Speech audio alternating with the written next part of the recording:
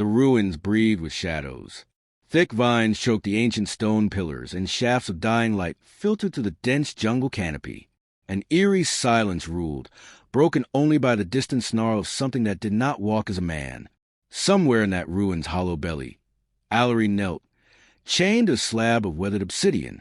Her skin, the deep cobalt blue of her kind, was marred with fresh bruises, dust, and the golden shimmer of drying blood. Her silver-white braids clung to her back, damp with sweat. She didn't tremble, not visibly, but her fingers clenched the edge of the stone, knuckles pale. She was bait, not metaphorically, literally, unmistakably, deliberately, left behind like carrion, a gift to the monsters that haunted the dusk. Her tribe had tied her wrists to these blackened chains and whispered prayers not for her safety, but for their escape. Cowards in ceremonial garb, hiding behind ancient prophecy and treachery. Her betrayal had been silent, no screams, no arguments. Only the eyes of her chieftain had faltered when he ordered her left behind. They feared the beasts, yes, but they feared her more. Her blood carried something different, something wild. Even she didn't understand it. Something shifted in the shadows. She turned her head slowly, the iron collar biting into her throat. No wind, no birds. The ruins held their breath with her. A low growl rolled out from the dark like thunder beneath the earth. She couldn't see it yet, but she felt it. Those yellow eyes, twin moons of malice, watching from the underbrush. The scent of wet fur and old bones followed. Her lips parted. She forced a breath past the dryness in her throat. She would not beg. The chain rattled when she stood, legs unsteady. Her hands bled from struggling earlier, but she still pulled at the links now. Futile, still necessary. The monster didn't care if she resisted. It was a hunt that fed it. She knew their ways. She had studied them before her exile. Were beasts born of corrupted magic, thrived on fear. Allery would not gift them that. But her courage began to fray when the growl became a snarl, and from the edge of the clearing, a form emerged, towering, furred and bipedal, a creature that had once been human, perhaps before something inside it snapped. Its shoulders were as wide as two men, its claws dragging through the dirt with languid ease. Its fangs gleamed like wet ivory beneath a wrinkled, snarling snout. It wasn't alone. Behind it, two more slinked into view, lesser wolves but no less savage. The Alpha's pack. Her time had run out. Allery braced herself, chain taut between her wrists, body coiled with defiance. If they meant to devour her, they would remember her taste. A flicker of memory surfaced. Her old sword, her tribe's banner, Kale's voice shouting orders across the battlefield. That was a lifetime ago, before alliances broke, before he disappeared. A sudden crash echoed through the ruins. The monsters froze. So did Allery. Something was coming. No, someone. Heavy footsteps. The thump of deliberate force. She caught the faint glint of steel through the ferns. The wolves growled, stepping forward to shield their alpha, hackles raised. Then the jungle exploded. A blur of muscle and fury burst from the underbrush, swinging a broad, rune-etched blade that caught sunlight like a flare. The first wolf lunged and was cleaved in two midair. Blood misted the air, sizzling where it touched the blade. The second beast was upon him in seconds, claws raking, jaws snapping. But the man moved with trained violence, dropping low, driving the hilt into the creature's jaw and twisting. Bones cracked. It crumpled. Only the alpha remained. It stepped forward unshaken, massive, intelligent, and behind it, Allery's eyes widened because she saw him now. The man, human, scarred, sun-darkened skin, eyes like burning coal. The sword he held bore a single, engraved word glowing faintly in silver. Rescue. Kale. He stood over the corpses of the fallen like a war god, breathing hard but steady, blood soaking his arms. The alpha bared its teeth and launched itself at him, and Kale didn't move, not until the very last moment, when he sidestepped the beast's pounce and brought the sword around in a deadly arc. The blade glanced off the creature's shoulder, carving a molten line of pain. The alpha howled. They circled now, warrior and monster, testing, probing. Allery tried to call out, but her voice caught. He had come back. After everything. Why? The answer didn't matter. Not yet. The fight raged on. Kale ducked a strike, landed a knee in the beast's gut, rolled under a claw swipe. The alpha fought like a berserker. Kale fought like a tactician. Every move planned, measured, brutal. He landed blow after blow, weakening it, drawing it out. But the monster wasn't finished. It caught him. A sudden, brutal backhand sent Kale crashing into a stone pillar. The crack echoed. Dust and debris fell. The sword slipped from his fingers. The alpha advanced, grinning. Allery screamed. The monster turned its gaze to her again. Kale rose. Blood ran down his face. His leg limped, but he rose. With a roar, he dove, grabbing the sword and plunging up to the alpha's ribs just as it reared.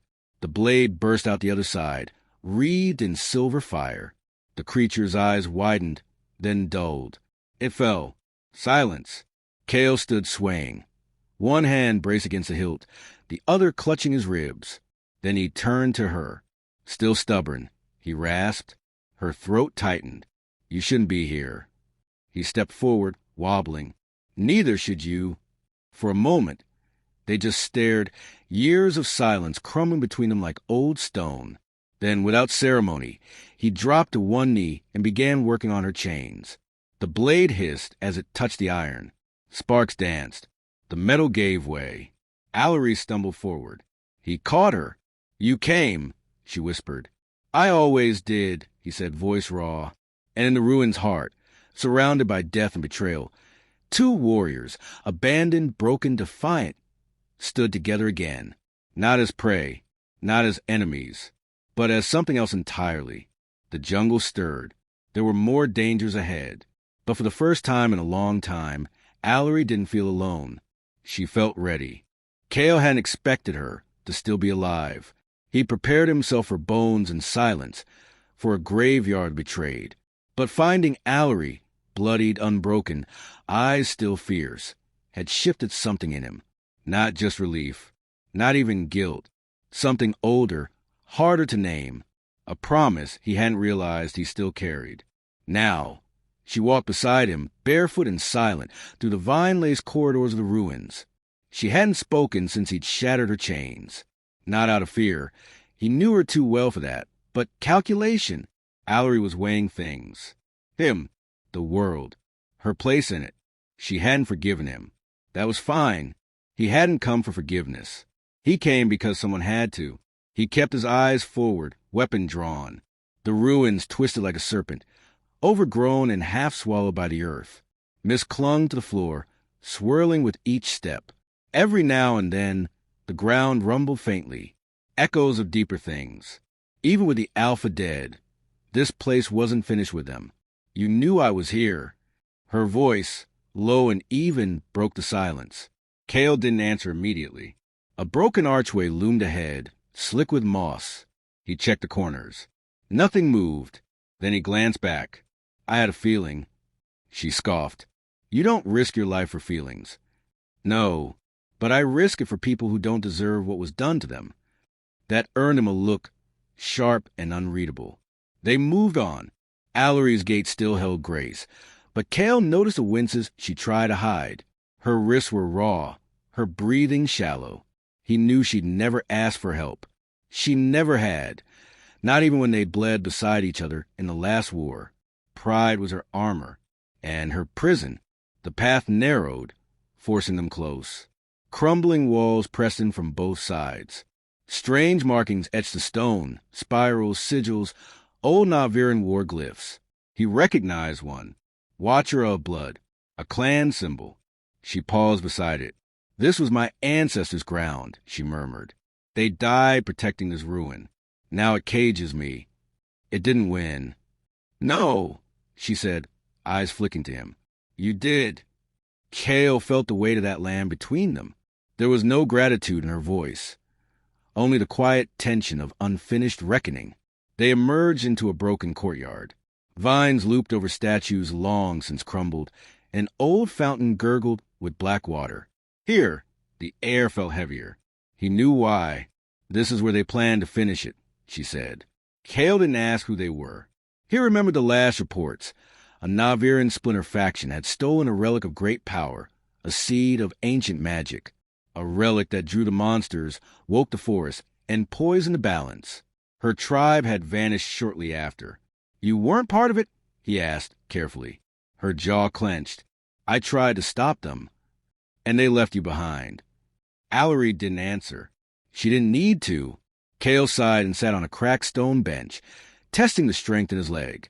The fight with the Alpha had left deep bruises, and a fracture along his ribs. Every breath burned, but he could move. And more importantly, she was moving.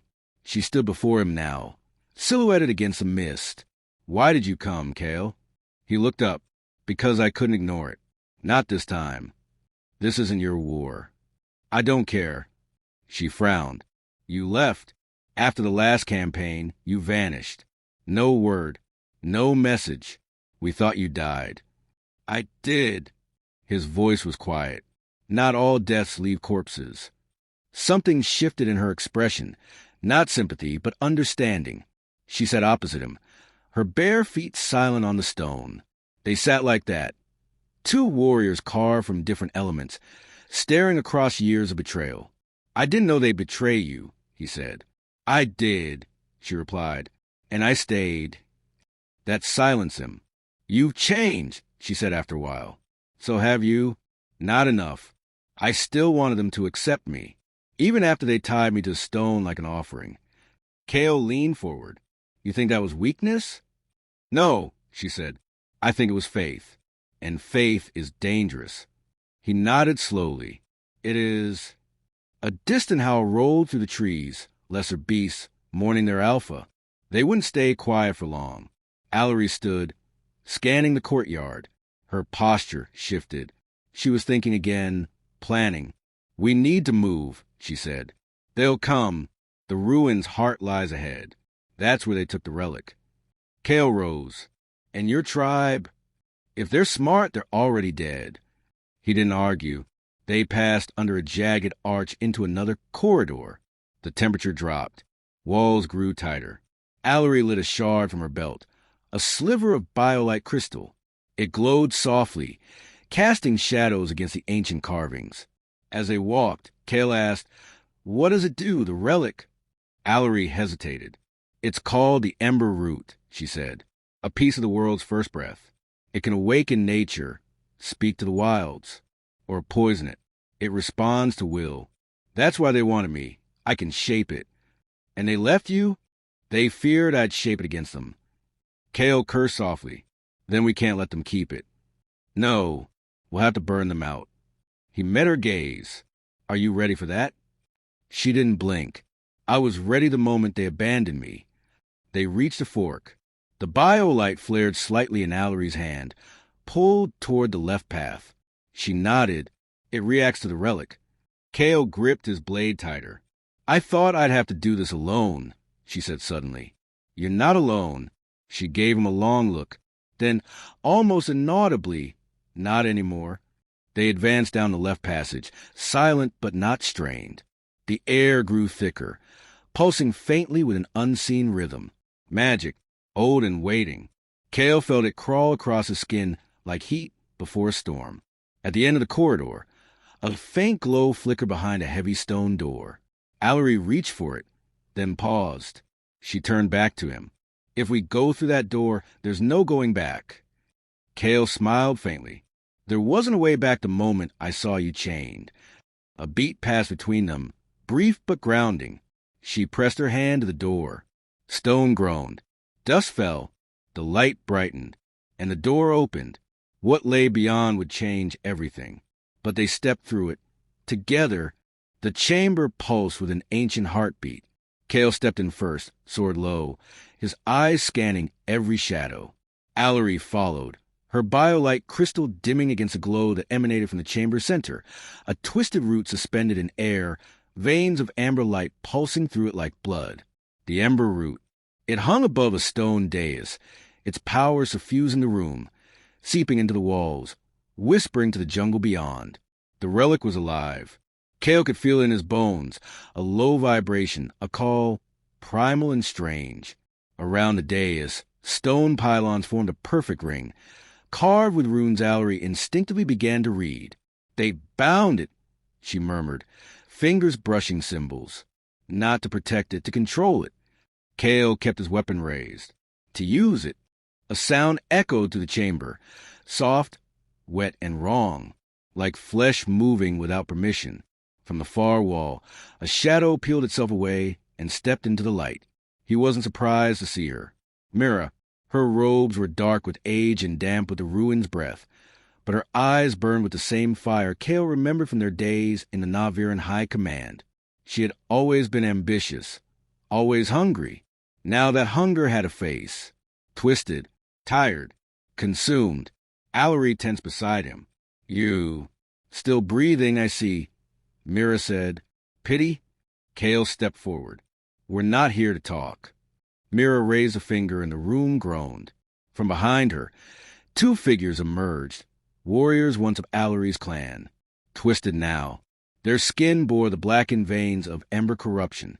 Their eyes glowed amber. "They gave themselves to the root," Mira said softly, "to the will of the forest, and it rewarded them. You poisoned them," Allery spat. "No, I freed them." The corrupted warriors stepped forward. Kale moved to intercept, but Allery held him back with subtle gesture. Her eyes never left Mira. "You used our beliefs, twisted our rituals. You chained me here, so they believe I was a traitor." Mira smiled. "And yet they followed, willingly, painfully, all except you. I was never yours to command." Myra's gaze shifted to Kale, and the outsider returns. How poetic. He couldn't save your tribe. Couldn't even save himself. "I'm not here to save," Kale said. "I'm here to end this." Mira laughed. "Then try." She stepped back, and the corrupted warriors surged forward. Kale met the first with a blade to the throat. The creature didn't bleed, not properly. Amber ichor sprayed across the stone. It shrieked, half human, half root. The second came fast, claws raking. Kale blocked high, counted low, and drove steel through its gut. Allery moved like wind. Her hands burned with power as she summoned vines from the cracked stone. They whipped forward, snaring a third shape that emerged from the shadows, a malformed hybrid of beast and man. She crushed it in thorns, her face unreadable. The chamber erupted into chaos. Mira retreated to the dais, her hands raised in invocation. The ember root flared, casting red light across the chamber. Roots burst from the floor, lashing toward Kale and Allery. Kale sliced through them, but the room itself had turned against them. "We need to cut her off," he shouted. Allery nodded, eyes locked on Mira. "By me time." Kale charged. The ground cracked beneath him as he dodged a root spike, rolled under a whipping vine, and launched himself at the dais. Myra's eyes widened, and she threw up a warding spell. Energy flared. Kale's sword shattered the barrier with a crack like thunder, but Mira was gone. A gust of wind knocked him back. He hit the floor hard, sliding across wet stone. Above, the ember root twisted violently, flaring with unnatural color. Allery stood at the edge of the circle now, chanting, her hands weaving through the air. She was unbinding it. The ground trembled. From the walls, more corrupted emerged, not just warriors, but civilians, elders, children. All taken, all changed. Kale rose. "Allery, I see them. I can't hold them all." "You don't have to." She stepped into the circle. The moment her foot touched the rune-scribed floor, the ember root pulsed and then stilled. The corrupted froze. All eyes turned to her. Allery raised her voice, steady and low. "I call the first breath. I call the old roots. Hear me." Myra's voice echoed from nowhere, furious. "You'll die." Allery ignored her. Light gathered around her, rising from the floor in slow spirals. The ember root trembled, its color shifting, amber, red, gold, green. A spectrum of wills. Allery gritted her teeth, sweat beading at her brow. Kale cut down another corrupted creature, blood and ichor covering his arms. He moved to guard the circle's edge, shielding her from the remnants. For every one that rose, he brought them down, but he was slowing, Mira appeared again, hands blazing, voice filled with venom. You'd undo all this? Allery didn't look at her. Yes. You could be a goddess. I'd rather be free. And then Allery shouted a word Kale didn't understand. The ember root cracked. Light poured from it in waves, blinding and pure. The runes exploded into flame. Mira screamed, her voice lost in the storm. The corrupted wailed. Some collapsed, some burned, some simply vanished. Kale shielded his eyes, his body braced for the end. But it didn't come. The light faded. The chamber was silent. The ember root hung dead above the dais, its glow gone. Ash fell like snow. Mira lay crumpled at the edge of the circle, unmoving. The corrupted were gone. And Allery knelt in the center, breathing hard. Kale ran to her. She was pale but alive. You did it, he whispered. She nodded faintly. It's over. He helped her stand. They moved slowly, hand in hand, through the ruined chamber. Behind them, the ember root cracked once more, quiet this time, and crumbled to dust. As they reached the threshold, Allery paused. They'll come again. Someday. Others. Power like that, someone will always seek it. Kale looked at her, eyes firm. Then we'll be ready. She didn't smile, but her eyes held a glint of something new. Not hope quite, but purpose. They stepped into the light beyond the ruins, not as victims or warriors, but something harder to define. Not saviors. Survivors. And they weren't done yet. The sun had not yet risen, but the jungle was alive with the sound of rebirth. Bird song pierced the mist like hope cutting through grief. Morning dew clung to leaves that hadn't known peace in years. The ruin behind them groaned as its ancient stone settled, relieved of the pulse that had poisoned them. Nature remembered itself.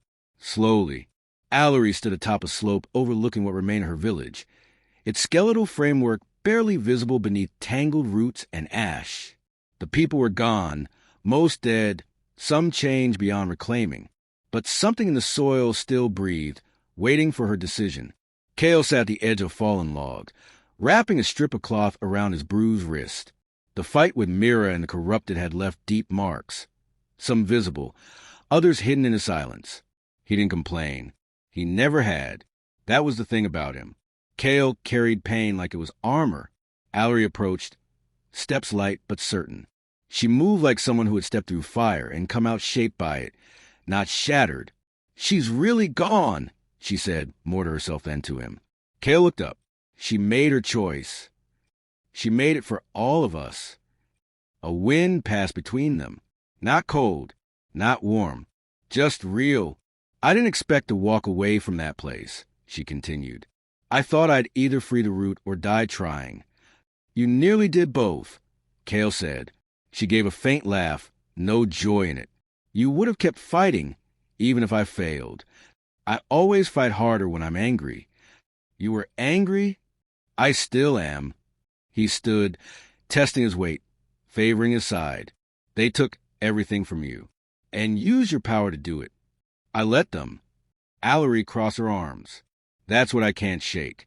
I believed in what we were building, until it turned into a lie. Kale stepped closer, voice low. Belief doesn't make you guilty. It makes you brave. You turned against them when it counted. She met his eyes, quiet, and you came back when it counted. There was something unsaid between them, hanging like a thread, taut and fragile. Behind them, the forest stirred.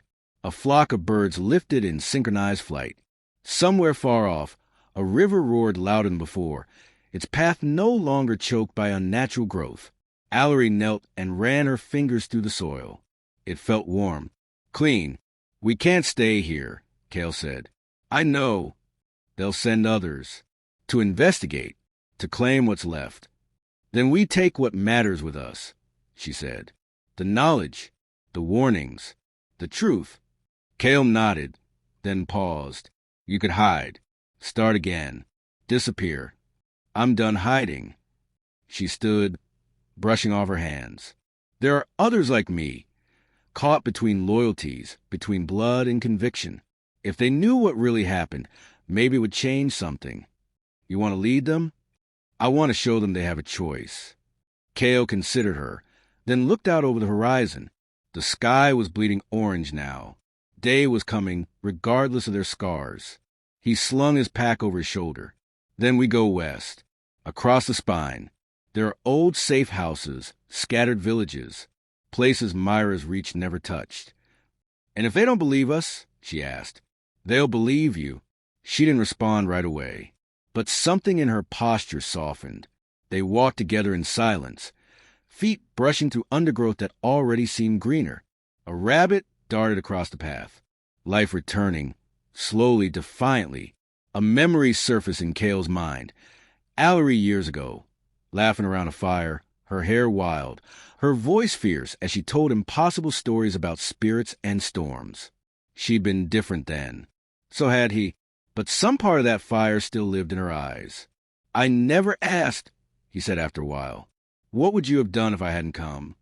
I would have found a way. You always do. She smiled just a little, but I'm glad you did. He glanced sideways.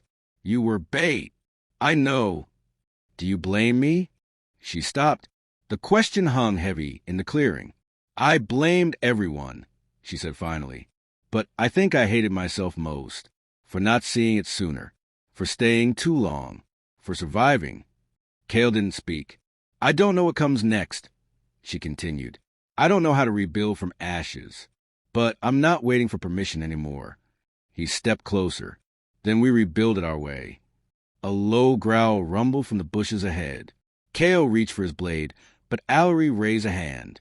A lean jungle cat emerged, eyes cautious but not hostile. It watched them for a moment, then turned and walked away, leaving only footprints in soft earth. Kale lowered his hand. Even the predators are curious. They remember what's changed. They kept walking, their path unmarked, unclaimed. No map, no certainty, only forward. And as the trees parted ahead and the full sun poured over them, Allery whispered a vow not to the forest or the gods, but to herself. She had been the bait. Now she would be the storm.